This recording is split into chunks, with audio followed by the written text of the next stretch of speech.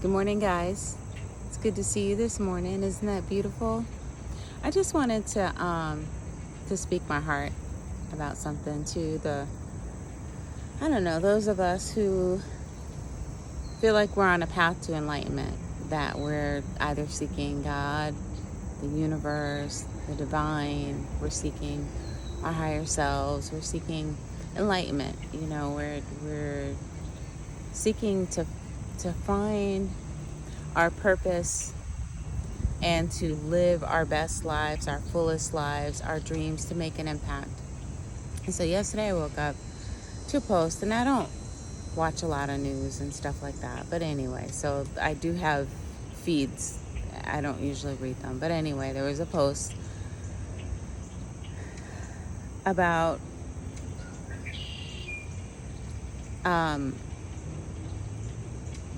about the Alcatraz, the concentration camp that we have in America right now, and how people who have been taken off the streets illegally by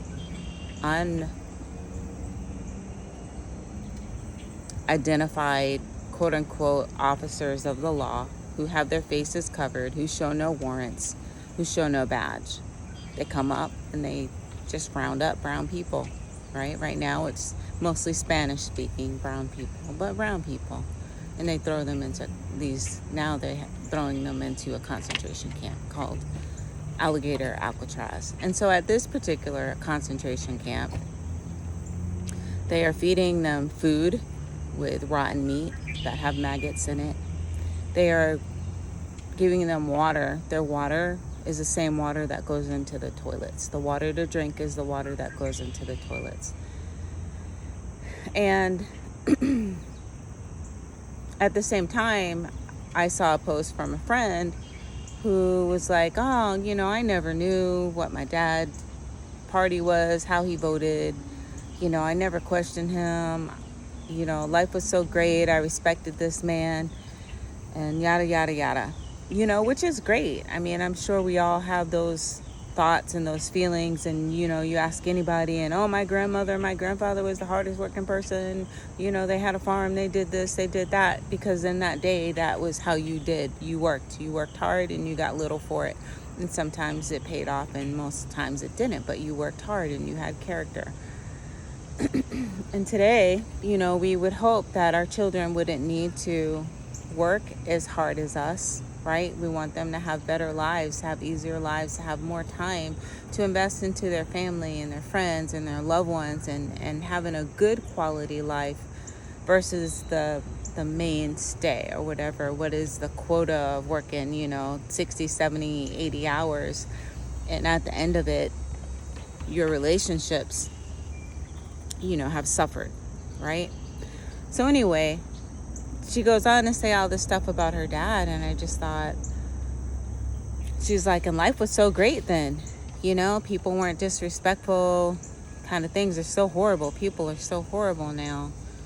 And the thing is that people are people, and that it wasn't really better then. What the difference was then is that people didn't see the consequences of their votes.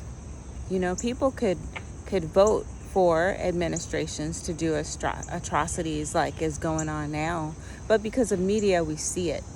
We see the impact, and we feel it. And when people vote for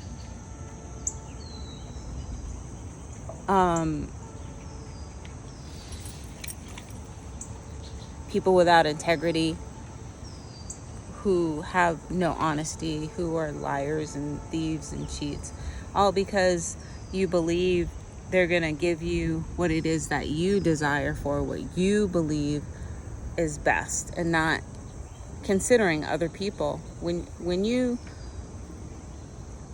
believe that brown people don't belong here because they came over the border, and many of these people have come legally. They have citizenship. They are in the process of gaining citizenship. They have papers. They have document. They are documented people. They're not undocumented. Most of them are documented, right? They are in the process, the legal process of becoming citizens. Didn't see that, but fish are jumping out of the water, baby. And then we treat them with disregard, right? We treat them like they are inhuman. But only the inhumane treat human beings like that, like garbage, like waste, and feel good about it.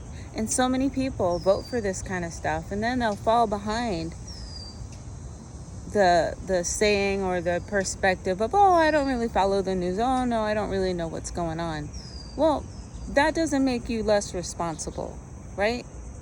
It doesn't make us less responsible when we allow people to live like this. And it just always really, there's dragonflies and the birds popping out of the nest over there. It just really baffles me how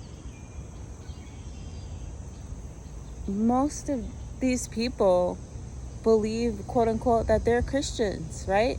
And what does the Bible say? One of the things God says, that if you don't love your brother who you see, if you don't love man who you can see, who you can experience, who you can feel, who you can talk to, right? If you can't love him who is with you, then how do you think you can love me? There is no love for me if you do not love your fellow man. And allowing an administration to treat people so horrid, that is not love. And I would, and yeah, you may be triggered. I'm not. Oh, my dog is getting a plastic bag because she likes plastic bags. But I'm not calling you anything, but I am calling this out, and you check yourself, all right?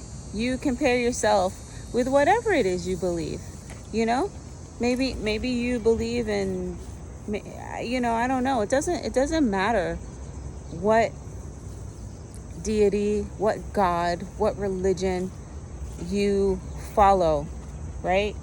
What matters is, do you have love in your heart for your fellow man? And if you don't have love in your heart for your fellow man, who you are here on earth with, experiencing with, then there is no way you can love a being beyond you. And to allow yourself to be, quote unquote, ignorant of what is going on because it helps you feel better, and because it allows you to not take responsibility of whatever's going on. You don't have to do anything. Or maybe for some people there is a lot of hatred and evil in your heart. Why? Because maybe you feel small in your life. I don't know. It's for you to think about. It's not for me to judge. It's for you to think about. But I'm just saying, guys, if you're on an enlightenment path, so often people in the spiritual world will tell you that, oh, politics and life, you don't want to get into that stuff. But we are not spiritual in one aspect of our life. Spirit is everywhere. Spirit is all. God is all. Source is all, right? So let's take responsibility for all of our lives, right? Let's stop hiding. Let's stop, hiding the greed. Is it greed that makes people want other people to lose what they think the other person has? I mean, I'm part Native American, and my grandmother, my great grandmother, my grandfather, all were part Native American, right? This land is stolen. This land was stolen. So who gives you the right, when your ancestors also came over, right, to then say that other people, and if you look really in history, those people who you are saying are here illegally, their ancestors were on this land. Because there were not really separate tribes. There were separate groups, but there was one people, and they would go from the north to the south and back and forth and migrate, and some would settle in different areas, but they were a unified, cohesive people. That, yes, there are issues when you have lots of people. So yeah, that's part of humanity. But guys, you got to get over this. You know, there are so many things I could talk about, but the